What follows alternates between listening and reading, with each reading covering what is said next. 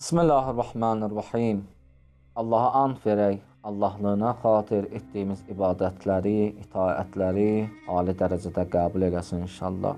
İnsanlar savab işlər qazansalar da, yaxşı işlər görsələr də, Allah uzaq eləsin, bəzi günahlar o savab işləri puça çıxarır, aradan aparır. Misal üçün bir şəxs bir idarədə yaxşı işlərlə məşğul olur, gözəl işlərlə məşğul olur, savab işlərlə məşğul olur.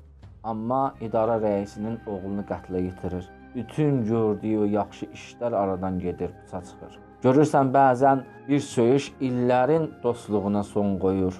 Bir qaşıq zəhər insanın sağlamlığını aradan aparır. Bir an rol arxasında yuxulamaq insanı uçuruma aparır. Bəli, bəzi günahlar var ki, insanın bütün əməllərini yoxa çıxarır, puça çıxarır. Ona görə insan öz əməllərindən müğayət olmalıdır.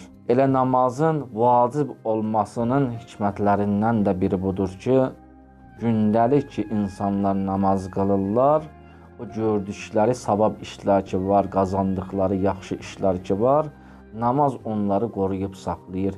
Hədisdə də gəlib ki, namaz sizləri pis və çirkin əməllərdən saxlayır.